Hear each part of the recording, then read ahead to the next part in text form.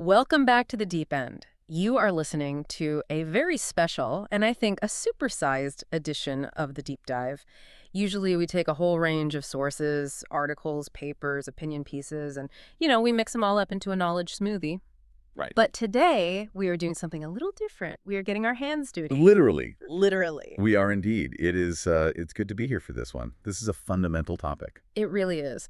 When we look around us, we see all the finished products of civilization. I mean, you see the car in the driveway, the smartphone that's probably in your hand right now, the light bulb overhead.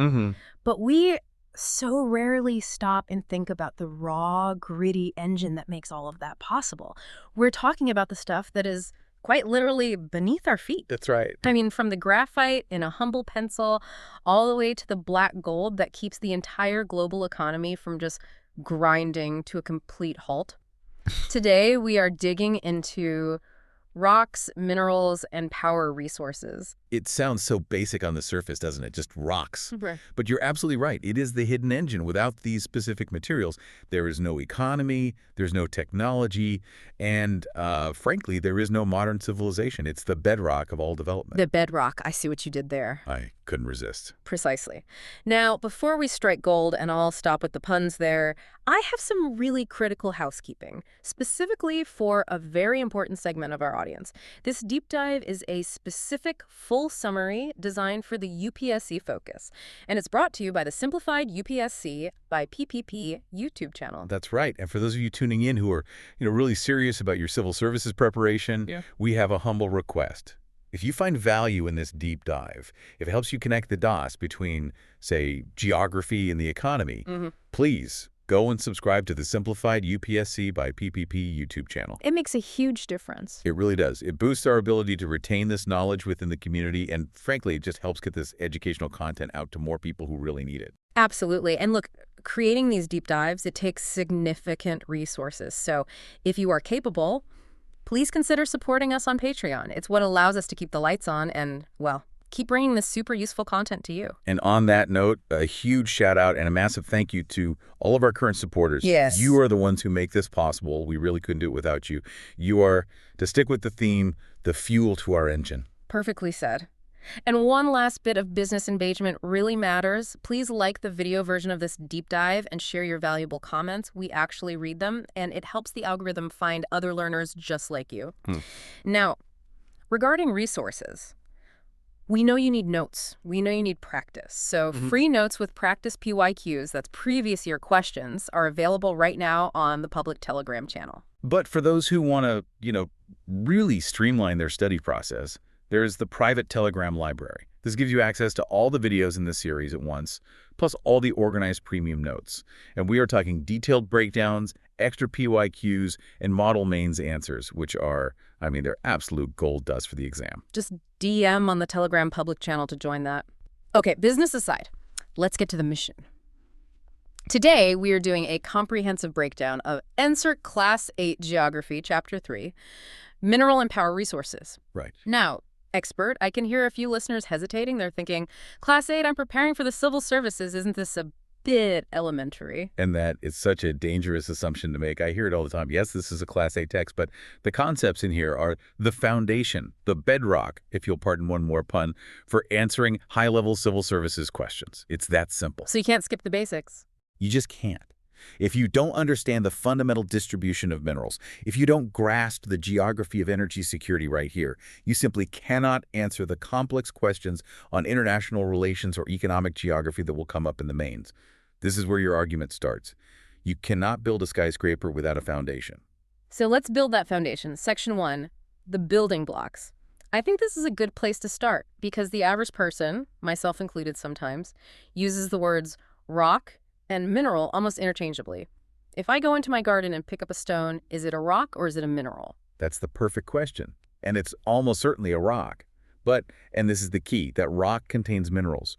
We have to be really precise with our language here. A mineral is a naturally occurring substance that has a definite chemical composition. Okay, definite chemical composition. That sounds like the key phrase. That is the entire ball game. It has a specific internal structure. Think of salt, sodium chloride, NaCl.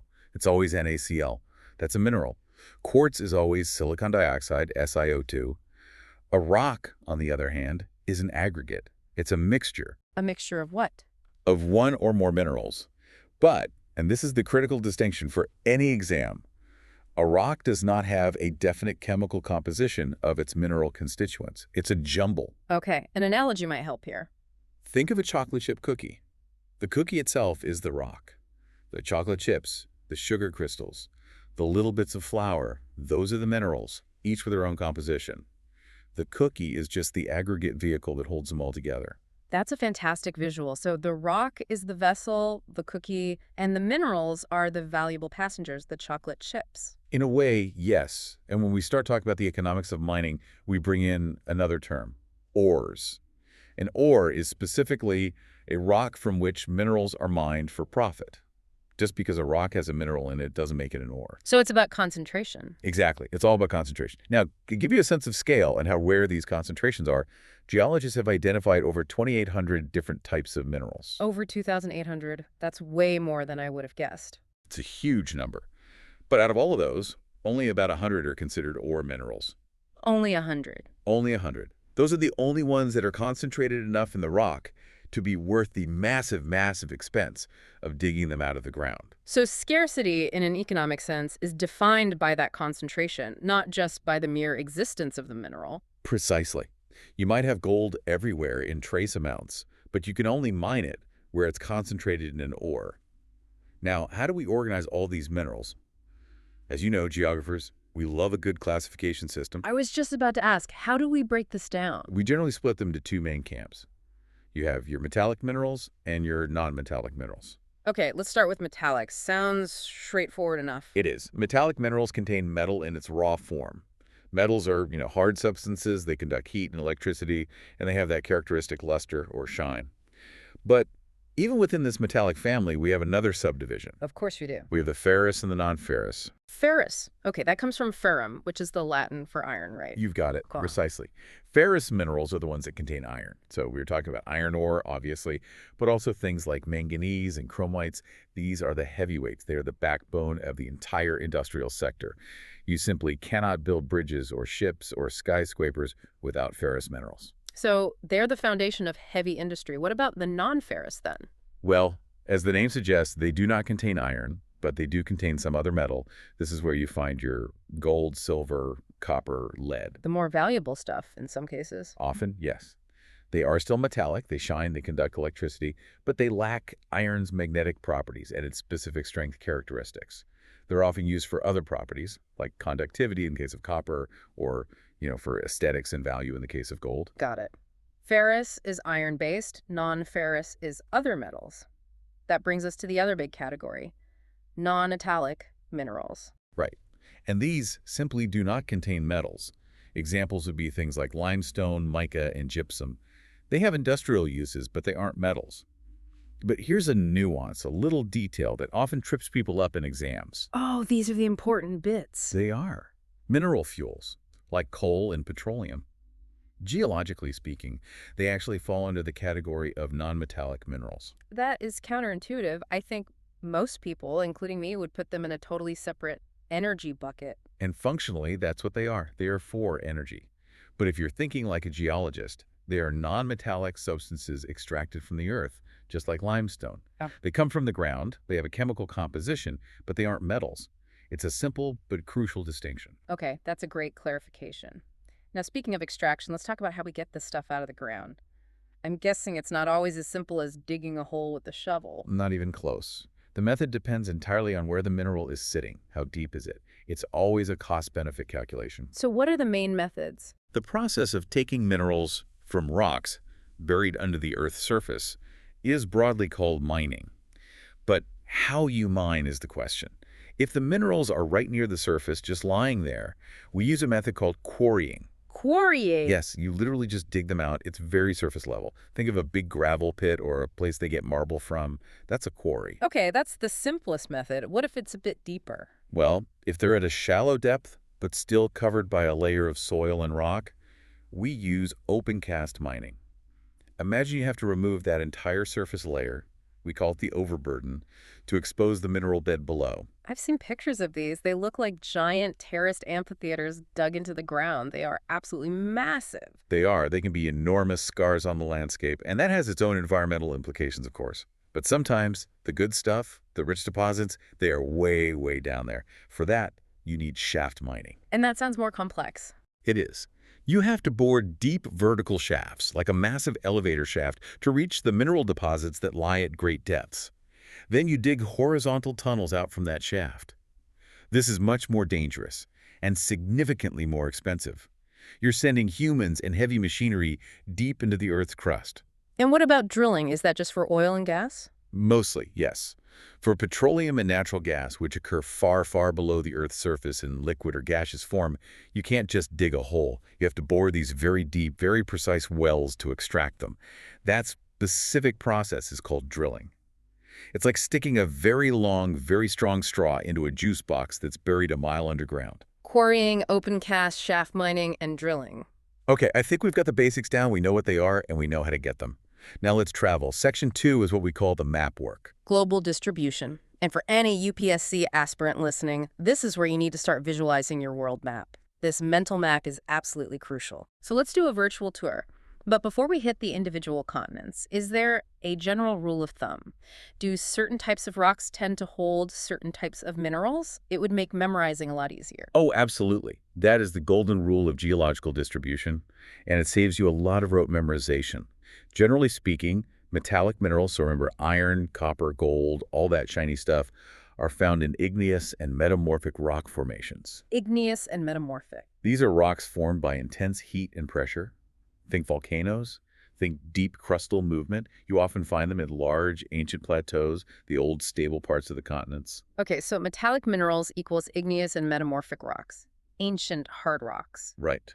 On the other hand, your non-metallic minerals like limestone, and more importantly, mineral fuels like coal and petroleum, are usually found in sedimentary rock formation. Their sedimentary rocks are different, huh? They're formed from layers of sediment sand, silt, organic matter that build up over millions of years and get compressed into rock. You find these in plains and in young fold mountains. That makes perfect sense. The layers of sediment are where you'd find all the dead plants and marine life that eventually turn into coal or oil. Exactly. The geology tells the story of the resource. So keeping that fundamental rule in mind, let's go to Asia. Our home turf. What are the big headlines for Asia, mineral-wise? Well, the two giants, China and India, are the heavyweights here. They both have very large iron ore deposits, which of course fuels their industrial growth. But where Asia really truly dominates the world stage is in tin. Tin. Yes, tin. Asia produces more than half the entire world's tin. Half the world's supply. That's a massive market share. Who are the big players within Asia for that? It's mainly China, Malaysia, and Indonesia. They form a sort of tin belt. So if you look at your electronics, the soldering that's holding all the circuit boards together, it's very likely that it has Asian tin in it. Wow. And what else does China have? China also leads in lead, antimony, and tungsten. It's a real mineral powerhouse. Okay, let's move west from there. Let's head to Europe. Europe. Historically, its industrial revolution was built on its own minerals.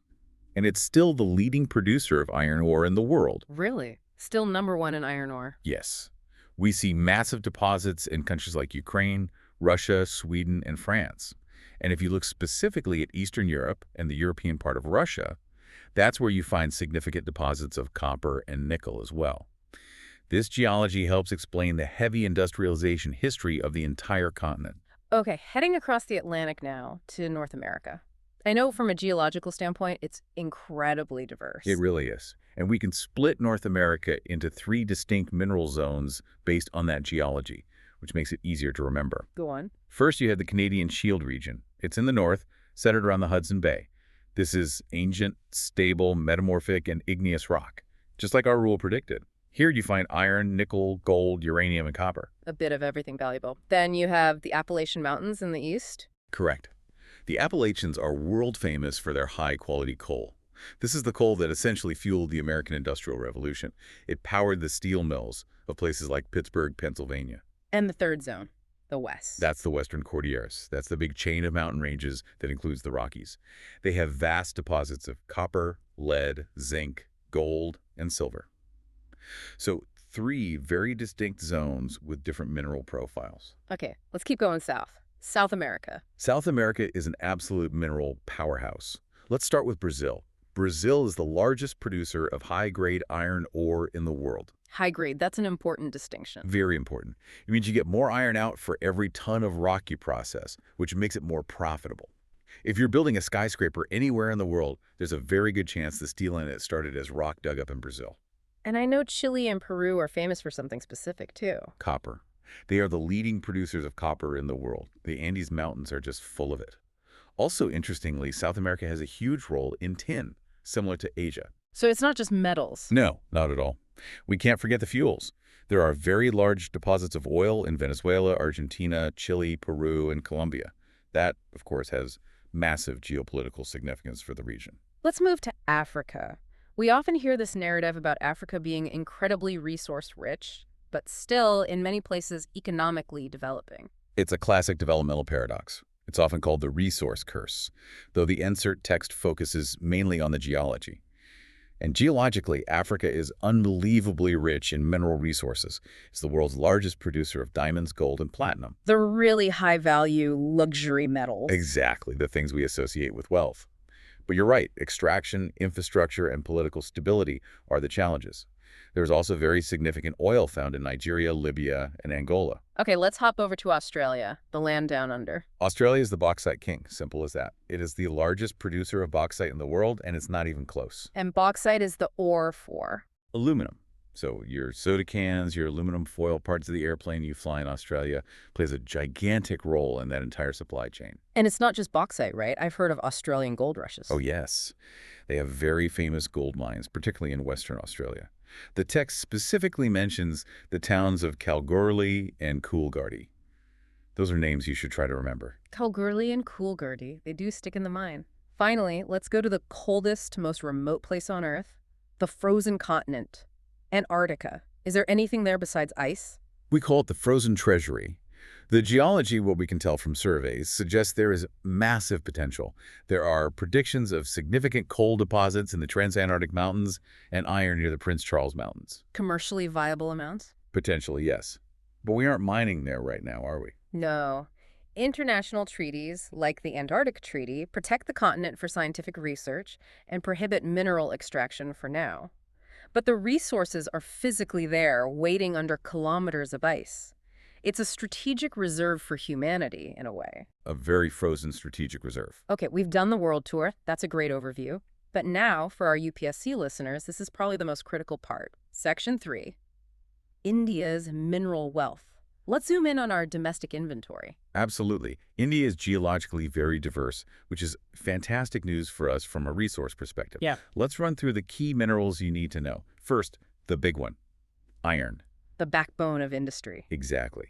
And we have high-grade ores, which is a big advantage. The major belt runs through Jharkhand, Odisha, Chhattisgarh, Madhya Pradesh, Goa, Maharashtra, and Karnataka. That eastern belt, Jharkhand, Odisha, Chhattisgarh, that's really the steel heartland of India, isn't it? It is, and for a good reason. The raw materials are right there. Then we have bauxite for aluminum. Again, you see a similar pattern of states. Jharkhand, Odisha, Chhattisgarh, Madhya Pradesh, Gujarat, Maharashtra, and Tamil Nadu. Now, here's a fact I found really interesting in the notes, and it feels like a classic prelims question. Mica. Yes, this is a crucial fact. Pay attention to this. India is the largest producer and exporter of mica in the world. The largest in the world. The largest. The main deposits are in Jharkhand, Bihar, Andhra Pradesh, and Rajasthan. And mica is absolutely essential for the electrical and electronics industry. Why is that? What does it do? It's a fantastic electrical insulator. It can withstand very high voltage and has excellent dielectric strength. So it prevents short-circuiting. So if you're using an electronic device right now, there's a good chance some of India's mica is inside it, keeping it safe. A very good chance. Now, what about copper? Where do we find that? The main states are Rajasthan, Madhya Pradesh, Jharkhand, Karnataka, and Andhra Pradesh. Historically, the Khetri mines in Rajasthan are very, very famous for copper. And manganese, that's used in making steel, right? It is. It's a key alloy. Yeah. And for manganese, we're looking at Maharashtra, MP, Chhattisgarh, Odisha, Karnataka, and AP. You'll notice a pattern here, won't you? The Chota-Nagpur Plateau and the Deccan Plateau. They are just incredibly rich in these metallic minerals. It's India's mineral heartland. Let's talk about the shiny stuff, the one everyone gets excited about, gold. In India, Gold is almost synonymous with one place. Kolar in Karnataka, the Kolar goldfields. KGF, as it's famously known. Exactly. But here is the critical geographical constraint you must mention in an answer. These mines are among the deepest in the entire world. And what does that mean in practical terms? It means mining this gold is incredibly expensive and technically very difficult. It's not like the old days of just picking nuggets out of a river. This is a massive, costly engineering feat to bring up tiny amounts of ore from kilometers underground. And limestone. I know that's essential for the cement industry. Very widespread, thankfully. Bihar, Jharkhand, Odisha, MP, Chhattisgarh, Rajasthan, Gujarat, Tamil Nadu. It's a key ingredient for our construction boom. And finally, a mineral we consume every day. Salt. Believe it or not, India is one of the world's leading producers and exporters of salt. We get it from the sea, from salt lakes like Sampar in Rajasthan, and from rock salt deposits. So, expert, we have this big laundry list of minerals and locations, but I want to ask the so what question.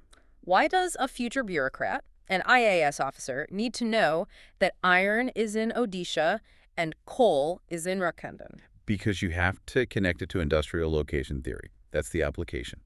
Why are the major steel plants, Tata Steel in Jamshedpur, Bokaro's steel plant, located exactly where they are? Because the raw materials are nearby. Precisely. Iron ore and coal are both heavy, bulky raw materials. You don't want to transport them thousands of kilometers because the costs would be astronomical. So to reduce transport costs, the industries locate near the raw materials. Understanding mineral distribution explains the entire industrial map of India. And not just the map? No. It explains patterns of migration, urbanization, regional economic disparities, and even environmental challenges. It's the why behind the where of our economy. That connects the dots perfectly. Okay, let's move on to section 4. We've talked about the solid building blocks. Now let's talk about the energy, the juice that runs the whole machine. Let's start with conventional power resources. And conventional is just a fancy way of saying sources that we have been using commonly for a very long time. Primarily, this means two things: firewood and fossil fuels. Let's start with firewood. To someone sitting in a city, it might sound primitive, like something from the history books, but the data tells a very different story, doesn't it? It really does. In India, particularly in our rural areas, the NCERT states that more than 50% of the energy used by villagers comes from firewood. More than half. That is a massive statistic. It's huge. And it immediately connects to so many other issues you'd study for the mains exam. It connects to deforestation, to health issues for women and children due to indoor smoke inhalation, and to time poverty, as it's often women who spend hours a day collecting it. Right, it's not just an energy issue, it's a social and environmental one. Then we have the industrial giants. Let's talk about coal. Coal. The nickname for it is buried sunshine. My buried sunshine, I like that. Because coal was formed from giant ferns and lush swamps that existed millions of years ago. They captured the solar energy of that prehistoric time through photosynthesis. Then they got buried, compressed by heat and pressure, and now, millions of years later, when we burn that coal, we are effectively releasing that ancient buried sunshine. That's a surprisingly poetic way to think about it. It's the primary source for thermal power, which is the backbone of our electricity grid. Globally, the leaders are China, the USA, Germany, Russia, South Africa, and France. In India, the coal belt is very concentrated in the east. Raniganj, Haria, Dhanbad, Bokaro, mostly in Chakarnam, and West Bengal. Next up, the other fossil fuel giant. Petroleum, or black gold. It's valuable, hence the gold comparison. The word itself comes from Latin. Petra meaning rock and oleum meaning oil, so it's literally rock oil. And we get this through the drilling process we mentioned earlier. Yes, it's found trapped between layers of rocks, often under the sea. We drill it from oil fields, which can be offshore or in coastal areas. Then that crude oil gets sent to refineries. And it's important to remember that the refinery produces a lot more than just petrol for your car. That's a key point. Crude oil is a feedstock. The refinery processes it into a whole range of products: diesel, petrol, kerosene, wax, plastics, and lubricants. It's the basis of the entire petrochemical industry. Where do we find most of it? The Middle East is the global focus. Iran, Iraq, Saudi Arabia, Qatar. In India, we have some domestic production. Digboi in Assam is the oldest oil field in the country. Then there's the big one, Bombay High, off the coast of Mumbai. And we're also finding reserves in the deltas of the Krishna and Godavari rivers. And often associated with oil, we find natural gas. Right. Natural gas is often found in the same deposits as petroleum, and it's released when the crude oil is brought to the surface. It's a much cleaner burning fuel than coal or oil, which is a big advantage. Who are the major producers? Russia is a giant in natural gas. Also Norway, the UK, the Netherlands. In India, we have it in Jaisalmer, the Krishna Godavari Delta, again, Tripura, and also offshore near Mumbai. Okay, that covers the fossil fuels. What's the last conventional source? The last one is Hydel power. Water power. Exactly. The mechanism is simple, really. Rainwater or river water is stored in a massive dam. That water is then allowed to fall from a great height through pipes called penstalks. The force of the falling water turns the blades of a turbine at the bottom. The moving turbine blades then turn a generator to produce electricity. A bit of trivia here from the textbook. A good one for a quiz night. Norway was the first country in the world to develop hydroelectricity on a large scale. In India, we have these massive, iconic projects like Bakranangol, Gandhi Sagar, Nagarjuna Sagar, and the whole Damodar Valley project series. These were the temples of modern India, as Prime Minister Nehru famously called them. They were seen as symbols of our industrial progress after independence. So that's the conventional stuff. But we all know the problems. The pollution from fossil fuels is choking our cities. The resources are finite. We are running out of that buried sunshine. Which brings us to Section 5, non-conventional power resources. This is the future. The transition is not just desirable, it's inevitable. Fossil fuels are non-renewable. At the current rate of consumption, the reserves will be exhausted. Plus, the environmental cost, the pollution and climate change is simply too high to bear. We have to find renewable options. So let's run through the menu of the future. The most obvious one first. Solar energy. Yes, trapping the sun's energy in photovoltaic solar cells. We can use it for so many things. Solar heaters for water, solar cookers, dryers, lighting, even running traffic signals. And the key point for India is our geography. We're a tropical country. We are a tropical country. We are blessed with abundant sunshine for most of the year. The potential here is absolutely enormous. Okay, next up, wind energy. Wind is inexhaustible. We've used it for centuries to grind grain and lift water with old-fashioned windmills. The modern version is just a high-tech update. High-speed winds rotate giant windmills, which are connected to a generator to produce electricity. But you can't just put a wind farm anywhere, can you? No, you need strong and, more importantly, steady winds. So coastal regions and mountain passes are ideal locations. Where are the big wind farms globally and in India? Globally, countries like the Netherlands, Germany, Denmark, the UK, the USA, and Spain are leaders. In India, the text specifically calls out two key locations: Nagarcoil in Tamil Nadu and Jaisalmer in Rajasthan. Interesting. Jaisalmer gets both intense sun and strong winds. It's a renewable energy hotspot. It is. Now, for something a bit more high-tech, nuclear power. Right. This one is often controversial. It is, but it's a powerful source. It comes from the energy stored in the nuclei of atoms. We get that energy through nuclear fission of radioactive elements like uranium and thorium. The immense heat released in this reaction is used to heat water, create steam, and that steam turns the turbines. And who has the raw material? The uranium. The USA and Europe are substantial producers. In India, we have some uranium deposits in Rajasthan and Jharkhand. But, and this is the strategic key for India's future, the real treasure we have is thorium. Thorium. Tell me more. India has one of the world's largest reserves of thorium. It's found in huge quantities in the monazite sands of Kerala. So if we can master the technology to use thorium in our reactors... It's a potential game changer for our long-term energy security. It could make us self-sufficient in energy for centuries. And where are our nuclear power stations currently located? The main ones are at Kalpakkam in Tamil Nadu, Tarapur in Maharashtra, Rana Pratap Sagar near Kota in Rajasthan, Narora in Uttar Pradesh, and Kaiga in Karnataka. Okay, let's go from the atomic level back underground. Geothermal energy. This is fascinating. It's using the heat from the interior of the Earth itself. As you know, the deeper you go, the hotter the Earth gets. Sometimes this heat comes to the surface in the form of hot springs. We can use that steam or hot water to drive turbines. But who are the global leaders in this? The USA has the world's largest geothermal power plants. After that, countries like New Zealand, Iceland, the Philippines, and Costa Rica are big players. In India, we have experimental plants in Manikaran, in Himachal Pradesh, and the Puga Valley in Ladakh. Two more to cover: tidal energy and biogas. Let's start with the tides. Tidal energy is about harnessing the power of the ocean's tides. You build dams at narrow inlets of the sea. During high tide, water flows in and gets trapped. When the tide goes out, that trapped water is released through turbines in the dam, generating electricity. Where in India would this work? The Gulf of Kash in Gujarat is a prime location with a huge tidal range. And finally, biogas. This seems like a really practical solution for rural India. It's a perfect solution, really. You take organic, waste-dead plants, animal dung, kitchen scraps, and you put it into a biogas digester. Bacteria break it down and produce a gaseous fuel, which is mostly methane. And you can use that for cooking and lighting. Exactly. And the Nice. best part, the byproduct that comes out of the digester is a fantastic, rich, organic manure for the fields. It's a perfect closed-loop cycle. Waste becomes energy and fertilizer. Okay, that's a comprehensive run-through of the resources. We just covered the content. But this is Simplified UPSC. We need to see how this actually translates to the exam paper. So, Section 6, PYQ linkage.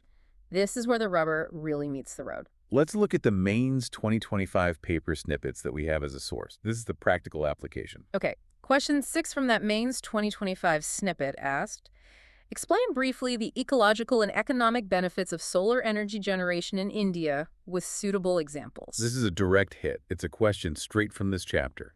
The NCERT text explicitly emphasizes that India is a tropical country with abundant solar potential. That's your geographical premise, your starting point. And for the ecological benefit. You cite the text. Solar energy is non-polluting and renewable. You contrast it directly with the black gold, or buried sunshine, the fossil fuels that cause pollution and contribute to climate change. That contrast shows the examiner you understand the bigger picture. What about the economic benefit part of the question? You link it directly to energy security. Reducing our dependence on imported fossil fuels saves precious foreign exchange. Plus, you can talk about decentralized solar, like the solar cookers and heaters mentioned in the text, which helps rural economies by reducing fuel cost and creating local jobs in installation and maintenance. That's a well-rounded answer. Okay, what about question 14 from that same Mains 2025 paper? Give a geographical explanation of the distribution of offshore oil reserves of the world. Again, the chapter gives you the mechanism. The text specifically mentions offshore drilling of oil, and even have a diagram of it, figure 3.4.